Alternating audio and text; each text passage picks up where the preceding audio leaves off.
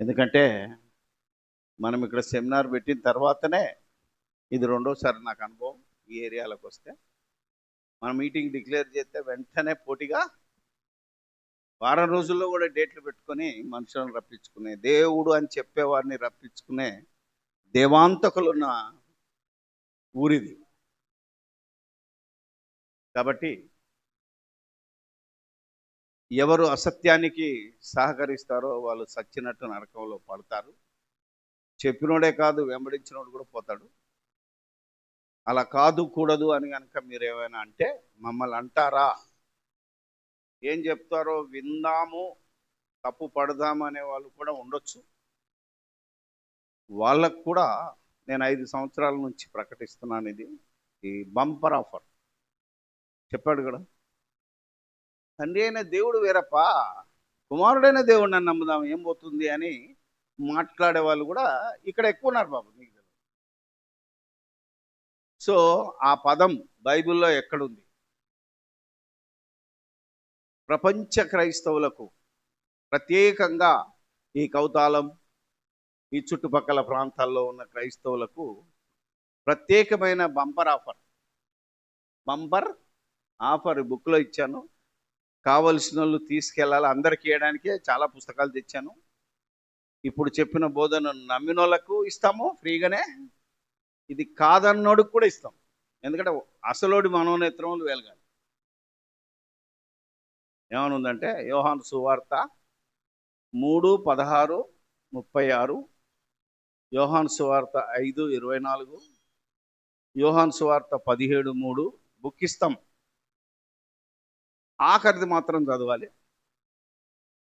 యోహాను 1:1కి, యోహాను 20:30-31కి ఎంత కాంట్రడిక్షన్ ఉందో, ఏది రైటో మీరు ఆలోచించుకోవాలి.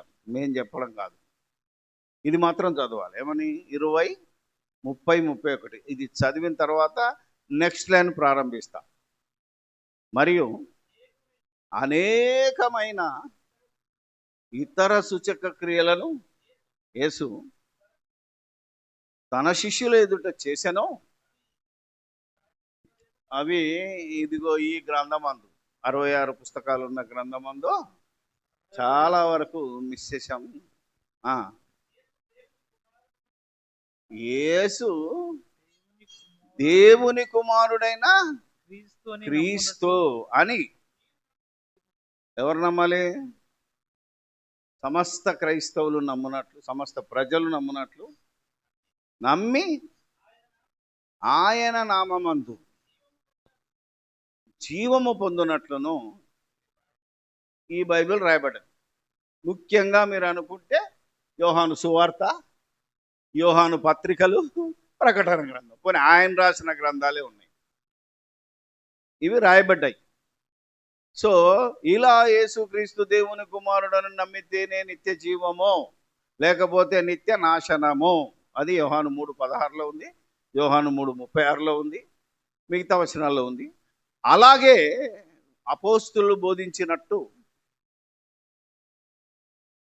యేసుక్రీస్తు ప్రభువును దేవుని కుమారుడని నమ్మితే నిత్య జీవం అనేదైతే ఉన్నదో, అట్లాగే యేసుక్రీస్తు ప్రభువును దేవుడని కానీ, కుమారుడైన దేవుడని కానీ, దేవుడే యేసుక్రీస్తుగా అవతారం ఎత్తి వచ్చాడని కానీ, దేవుడిగా నమ్మితేనే నిత్య జీవము పరలోకమనియు, దేవుడు మన కోసం చనిపోయాడనియు కానీ, పై వచనాల్లో ఉన్నట్లు డైరెక్ట్గా, అసలైతే 2 లేదా 3 రెఫరెన్సులు కావాలి, అయినా ఒకే ఒక్క వచనాన్ని ఏమని, యేసు దేవుడని నమ్మండప్ప, లేదా యేసు కుమారుడైన దేవుడని నమ్మండప్ప, అదేనా కదా? అలా నమ్మితేనే మీకు నిత్య జీవం అప్ప, అలా నమ్మితేనే మీకు పరలోకం అని బైబిల్లో ఒక్క రెఫరెన్స్. యాక్చువల్గా 2 లేదా 3 ఉండాలి ఒకదానికి సాక్ష్యం చెప్పాలి అంటే. నేను అడుగుతున్నాను, ఎందుకంటే అబద్ధికులు ఎక్కువైనారు, అబద్ధపు చర్చ ఎక్కువైంది. నాతో రక్షణ టీవీలో వాదించినోడు కూడా ఇలా అబద్ధాల మీద అబద్ధాలు వాడి ఏదో చర్చను ముగించుకున్నాడు. అట్లా కాదు, జట్టి అయిన వాడు న్యాయంగా పద్ధతి ప్రకారంగా పోరాడాలి, నియమం ప్రకారంగా పోరాడాలి. అది తిమోతిలో ఉంటుంది. కాబట్టి నియమాన్ని తప్పి పోరాడిన వాళ్ళు ఎక్కడికి వెళ్తారో మీకు తెలుసు. కానీ ఇప్పుడు నేను చెప్పేది ఏంటంటే, ఉన్న ఒక్క వచనాన్ని 66 గ్రంథాల లేక పుస్తకాల సముదాయమైన బైబుల్ అనబడే ఈ దేవుని వాక్యమైన పరిశుద్ధ గ్రంథము నుండి చూపించిన వారికి వచనానికి 1,00,000 రూపాయలు బహుమానం. యేసును దేవుడని నమ్మితే నిత్య జీవమని 66 పుస్తకాలలో ఒక్క రెఫరెన్స్ ఎవరైనా చూపగలిగితే, నువ్వు ఇంటర్నేషనల్ స్పీకర్వా, ఛాలెంజింగ్ స్పీకర్వా, నువ్వు పోపువా, నువ్వు బిషప్వా, నువ్వు బైబిల్ కాలేజీ డైరెక్టర్వా, లేకపోతే డిప్యూటీ డైరెక్టర్వా, అసిస్టెంట్ ప్రొఫెసర్వా, ఏమన్నా కానీ విశ్వాసవా, ఈ ప్రపంచంలో ఎవడైనా ఒక్క వచనాన్ని చూపిస్తే వచనానికి 1,00,000 రూపాయలు ఇస్తా. అర్థమైనా? ఒక్క రెఫరెన్స్. ఇక డిబేట్ వద్దు, డిస్కషన్ వద్దు, ప్రశ్నలకు సమాధానాలు వద్దు, ఏదొద్దు. ఒక్క రెఫరెన్స్ చూపించగలిగితే రెఫరెన్స్కి 1,00,000 రూపాయలు ఇస్తా, బహుమతిగా ఇస్తాను. వాదాలు, డిబేట్లు, చర్చలు వద్దు. ఇది క్రైస్తవులందరికీ లైఫ్ టైం ఆఫర్. ఏదో వచ్చే సంవత్సరం లోపల చూపించండి, వచ్చే నెల చూపించండి. నువ్వు బతికున్నంత కాలం, నేను బతికున్నంత కాలం, లైఫ్ టైం అన్నట్టు. అది అంతేనే కదా. నా తర్వాత నా జత పని వారు ఉన్నారు, బహుశా ఇది కంటిన్యూ చేస్తాడు. ఏం నవీన్, ఏం భగవాన్, అవునా కదా? మీరు మా డాన్ సీన్ కానీ ఇది కంటిన్యూ అవుతుంది. ఒక ఆయన హేతువాది ఉన్నాడు, నేను ఒకప్పుడు హేతువాదిని. ఆయన పేరు శ్రీలంకలో ఉండేవాడు. ఆయన పేరేందంటే, ఆయన సత్యసాయి బాబాను ఛాలెంజ్ చేశాడు. మొత్తం మహత్యాలు ఉన్నాయి, నాకు వరాలు ఉన్నాయి అని ఎవడైనా చెప్తే, ఆడు హిందూ అయినా పర్లేదు, ఆడు క్రైస్తవుడైనా పర్లేదు, ఎవడైనా నాకు వరం ఉంది, నేను నీళ్లను ద్రాక్షారసం చేస్తానని ఎవడైనా, నీళ్లను పెట్రోల్ చేస్తానని ఇంకెవడైనా చేయగలిగితే వాడికి 1,00,00,000 రూపాయలు ఇస్తానన్నాడు. ఆయన క్రైస్తవుడు, ప్రపంచ నాస్తిక సమాజానికి అధ్యక్షుడు. అబ్రహాం టి కోవూర్ ఆయన పేరు. అబ్రహాం టి కోవూర్ ఆయన పేరు. అతడు ఛాలెంజ్ చేశాడు ప్రపంచానికి, ఈ ప్రపంచ క్రైస్తవులో ఎవరికైనా వరం ఉండి, నా జేబులో 100 రూపాయలు నోటు పెట్టుకుంటా, దాని నంబర్ చెప్పాలి. చచ్చినోని లేపడం వద్దు, అవునా, క్యాన్సర్ ఉన్నోని బాగు చేయడం వద్దు, నాకు ఏదొద్దు, జేబులో ఉన్న రూపాయి నోటు నంబర్ చెప్తే 1,00,00,000 రూపాయలు ఇస్తానని డిక్లేర్ చేశాడు. అప్పుడు ఎవడు ముందుకు రాలేదు. అప్పుడు నేను కూడా నాస్తికునే. అర్థమైందా లేదా? కానీ ఈ క్రైస్తవుల్లో ఎవడికి వరాలు లేవని బైబిల్ చెప్పినప్పుడు మళ్ళీ క్రైస్తవుడయ్యాడు.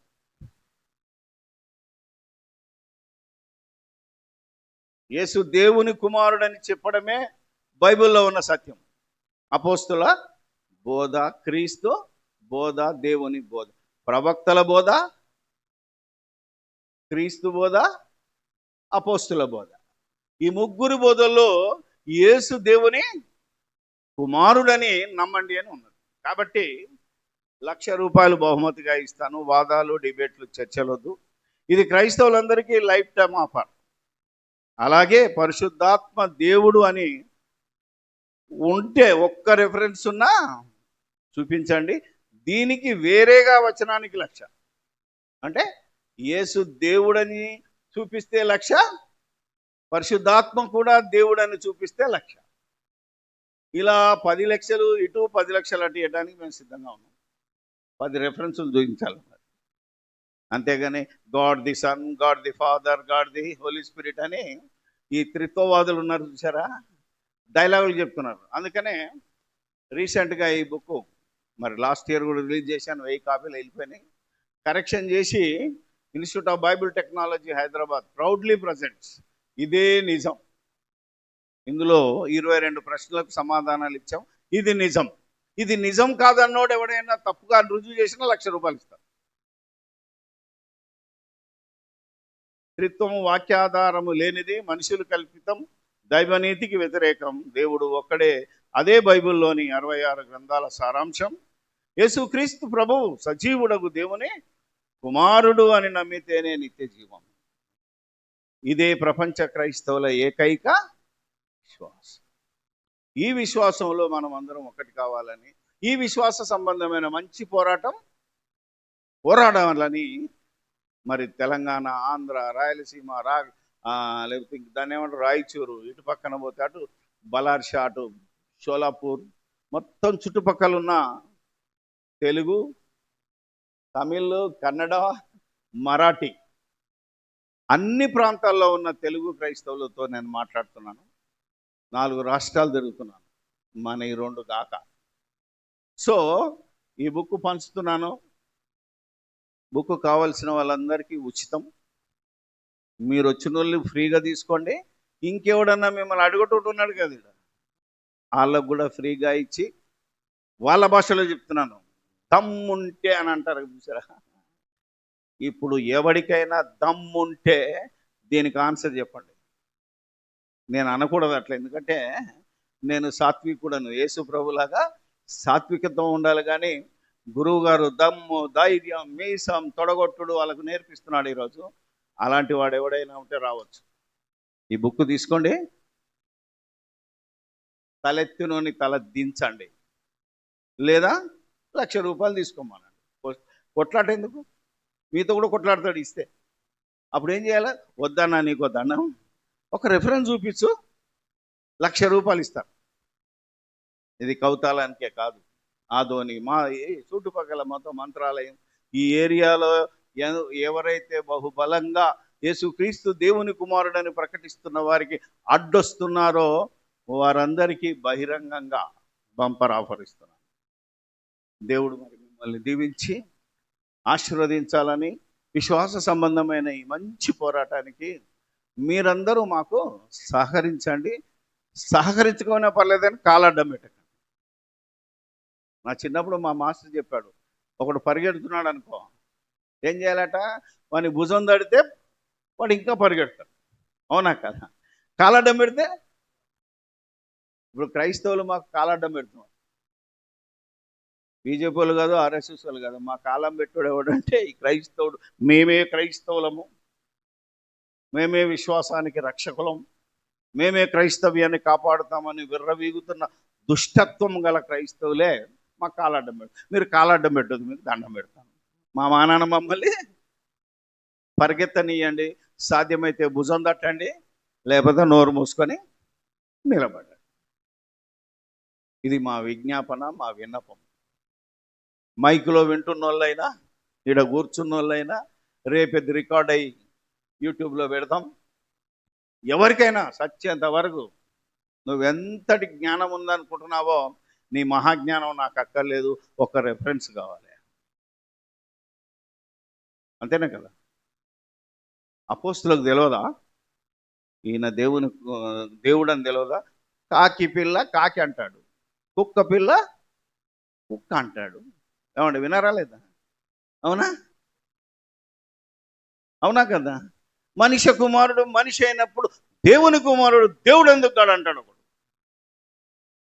ఇది మనుష్య నీతి, ఇది బైబిల్లో లేదు. ఒకవేళ బైబిల్లో ఉంటే అపోస్తులకు తెలియదా నీ జ్ఞానం? అపోస్తులకు ఎందుకు తెలియదు? మరి నీకింత తెలివి ఉందే, అపోస్తులు తెలివిలేని వల్ల అన్నాడు. ఇలా ఆలోచించలేరా? అదే జాతి. దేవుడు వేరే జాతి, ప్రత్యేకంగా సంబంధించినోడు. అయినా నీ భాషకు నేను అడ్డొచ్చాను, ఓకే. దేవుని కుమారుడు దేవుడు, రాజు కొడుకు రాజు. రాజు కొడుకు రాజు అవుతాడా? అదే అడుగుతున్నాను. ఎప్పుడైతాడు? రాజు చావాలి కదా. రాజు చేస్తే రాజు కొడుకు రాజు అవుతాడు. ఇది నీ నీతి అయితే మరి దేవుని కొడుకు దేవుడు అవ్వాలంటే దేవుడు చావాలి కదా. దేవుడు చేస్తాడా? దేవుడు చూడండి, దేవుని సింహాసనం ఎప్పుడు అలాగే ఉంటుంది. కాబట్టి దేవుడు తన సింహాసనం మీద కూర్చున్నాడు, దేవుని కొడుకెళ్ళి దేవుని కుడి పార్శ్వను కూర్చున్నాడు తప్ప దేవుని సింహాసనం దేవుని ఇక లేవు నువ్వు లే అని ఈయన కూర్చోలేదు. అలా ఇది దేవుని నీతి. మనం దేవుని నీతితో ఆలోచించాలి, మనిషి నీతితో ఆలోచించకూడదు. అందుకే ఎవడెన్ని ఉదాహరణలు చెప్పినా అవి తన వాదాలను సమర్థించుకోవడానికి ఇవన్నీ పెడుతున్నారు. కాబట్టి నీ వాదం వద్దు, చెత్త వాదం, సొల్లువాగుడొద్దు, రెఫరెన్స్ ది కాంటెస్ట్. ఒక్క రెఫరెన్స్ చూపించండి, మేము నోరు మూసుకుంటాం, లక్షిచ్చి నోరు మూసుకుంటాం. అర్థమైందే లేదు. మేము మా సిద్ధాంతాలన్నీ ఈ సత్యము, అరే ఇది అబద్ధం రాన్నమ్మి మీ ఎంబడి వస్తాం, అంతే కదా. ఇదే ఈరోజు ప్రపంచ క్రైస్తవులతో పాటు ప్రపంచానికి ప్రకటించవలసిన సువార్త. ఈ సువార్తను అడ్డుకున్నావో పోతావు, దేవుడు నిన్ను కాపాడలేడు. ఎవరు నిన్ను కాపాడలేరు, రాజ్యం నిన్ను కాపాడదు. యేసు దేవుని కుమారుడని ప్రకటించుకుంటూ పోతుంటే దేవుడు ఖచ్చితంగా నిన్ను కాపాడుతుంది. ఎందుకంటే సువార్త ప్రకటించు వాటి పాదములు ఎంతో సుందరములైనవి. అంటే ఈ సువార్త అని చెప్పినోడికి ఎవడు కొట్టడు. నేను 25 ఏళ్ల నుంచి ఈ సువార్త చెప్తున్నాను, ఒక్కడు నా మీదకి దాటికి రాలేదు. ఎవరెందుకు వచ్చారో తెలుసా? ఏసే మా దేవుడు, ఏసే మా దేవుడు అని కరపత్రాలు వంచితే రోడ్డు మీదకి వెళ్తే తాంతున్నారు. వాళ్ళు బ్యాగులు గుంజుకొని బైబిల్ చింపి, అవునా, ఎందుకు చంపుతున్నావు? బైబిల్లో లేని చెప్తున్నావు, తన్నబడతావు, సంపబడతావు. ఈ సత్యాన్ని ఎరిగి సత్యానికి సాక్షులం అవుదాం. యేసు ప్రభు దేవునికి సాక్షి అంటే యెహోవాకు సాక్షి అయితే మనం ఎవరము? మనము క్రీస్తుకు సాక్షులం. మనం యెహోవా సాక్షులం కాదు. ఒకడు అంటాడు మీరు యెహోవా సాక్షులు అన్నాడు. యెహోవాకు సాక్షులు ఎవడు లేడరా ఇప్పుడు? అప్పుడు ఇశ్రాయేళ్ల కాలంలో ఇశ్రాయేలు సాక్షులు, యేసు ప్రభు కూడా సాక్షి. ఎవరికి? యెహోవాకు. అపోస్తులు ఎవరికి సాక్షులు? మీరే. ఈ సంగతుల గురించి మీరే నాకు సాక్షులు అని అపోస్తులు చెప్పాడు. కాబట్టి అపోస్తులు యేసుని గురించి సాక్ష్యం ఇచ్చారు. సాక్ష్యం ఇవ్వమని మాకు ఆజ్ఞాపించాడు అని అపోస్తుల కార్యాలు 10వ అధ్యాయంలో ఉంటుంది. అవునా కదా? అపోస్తుల కార్యాలు 10వ అధ్యాయంలో ఈ హెచ్చరికను అపోస్తలు పొందారు. ఏమని?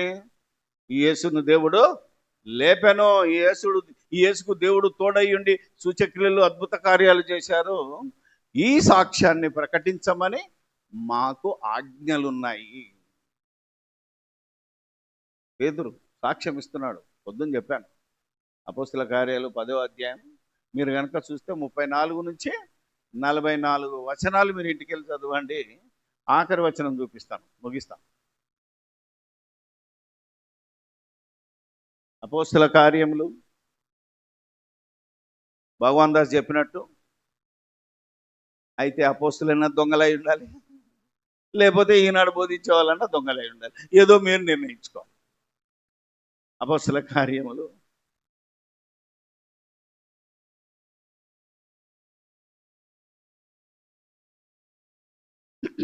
10వ అధ్యాయం